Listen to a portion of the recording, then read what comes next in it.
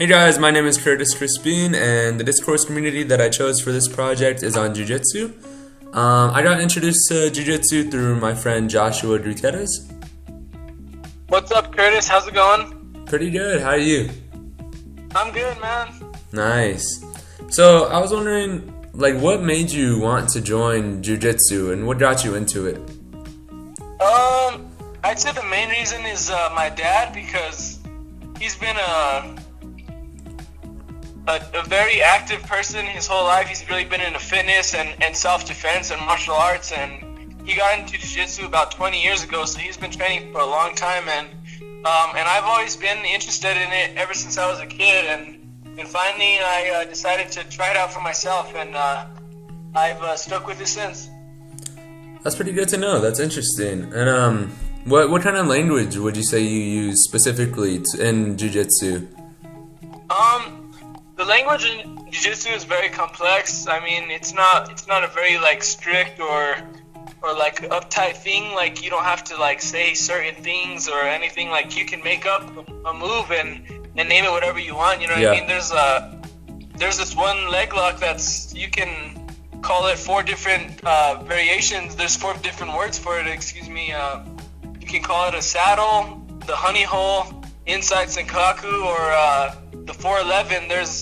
There's a bunch of different terms in jiu-jitsu that you can use for whatever moves or whatever. Yeah, and does it so the different terms, does it kind of depend on just kind of the location that you're at? Yeah, for instance, this really popular school in New York, they refer to a lot of the terms in the Japanese terms. But if you go to a school in California, they might be using Brazilian terms more. And also just depends on the school. Certain schools have certain preferences. Oh, that makes sense. Yeah, nice. So how long have you been doing it for? I've been doing it for around 2.5 years now. Wow, and have you enjoyed it the whole time? Yeah, it has its ups and downs. Some days in training you may feel discouraged, but at the end of the day, it's a beautiful experience, and it wouldn't be much of a journey if it was just peaches and cream. You know what I mean? So yeah. The hard parts and the hard days of training where you feel like you're not as good as you once were, or you're just having an off day. That's what really builds character. Yeah, that makes sense. That's pretty good to know. And so what rank are you right now in jiu-jitsu? I'm a blue belt. The ranking system in jiu-jitsu, it's start off as a white belt, then blue belt, then it goes to purple belt, and next it's brown, and finally you get a black belt. And at my school, it's more so based off the time. So the time you put in, not necessarily the skill level. Yeah. And so for instance, I think I'd say I have the skill of a purple belt, but I'm not. I haven't put in enough time to be considered a purple belt in my school. Yeah. So yeah, I wish it was based more off of skill than time, but at the end of the day, they have to make their money too, and so it's good. Yeah, it makes sense. And a lot of people think it's just wrestling. So what would you say is different from jiu-jitsu and wrestling? It is a ground art. It's a grappling sport. So jiu-jitsu and judo and wrestling, they have that in common. Yeah. But it also differs in a lot of different ways. Jiu-jitsu is a martial art. Wrestling is a sport. Jiu-jitsu, the main goal is to choke your opponent out or get them in an arm lock or a leg lock to finish the fight. And in wrestling, the main goal is just to pin your opponent. And so there's not really any finishing counters that would be finishing moves that would be effective in a real life street situation. And that's been proven in the early days of the UFC.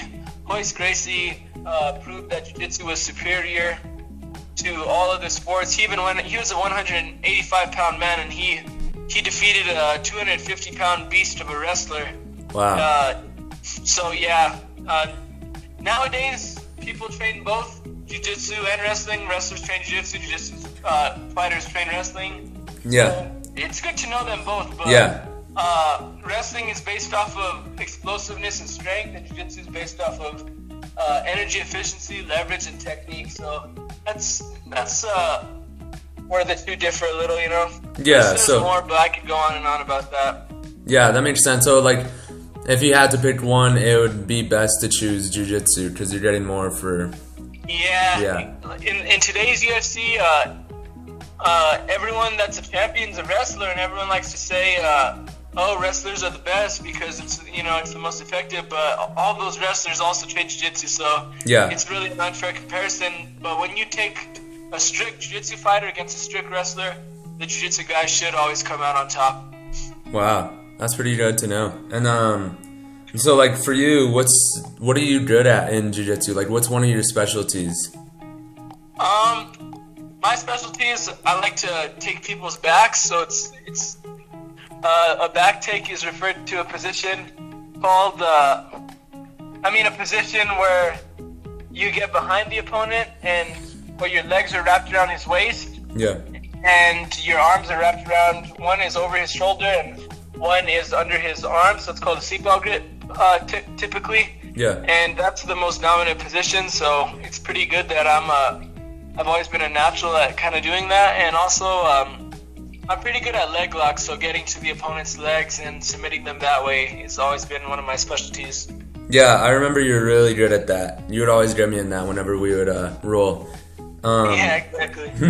And would you recommend it to just anybody, or like? Yeah, man. That's the cool thing about jiu-jitsu is there's no discrimination, or there's jiu-jitsu for everyone. You know, it might be different. Like I'm sure a girl that's 50 pounds less than a college athlete, college football player, isn't gonna have the same style as a college football player. But Yeah.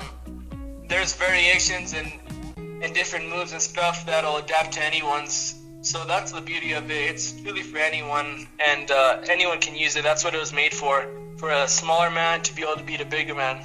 Wow, that's good. And even like, would you say that kids are able to use it as well? Like, Oh yeah, it's great for bullying.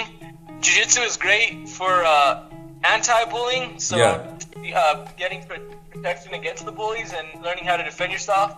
And when you do jiu-jitsu, it's good for the bullies too, because it doesn't make them makes them not want to bully anymore. So it's good for both sides, because the bully learns respect and etiquette, and he realizes that it's really not good to use your powers in a negative and harmful way. So it's really good for kids, and I hope every kid has a chance to train in one day.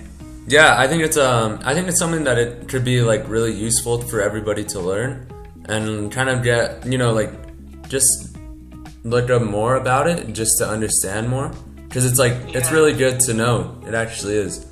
I want jiu-jitsu one day to be as recognizable as a sport like basketball or football, where everyone knows what it is, and I hope everyone tries it in their lifetime, because it can truly save your life one day if you think about it, man.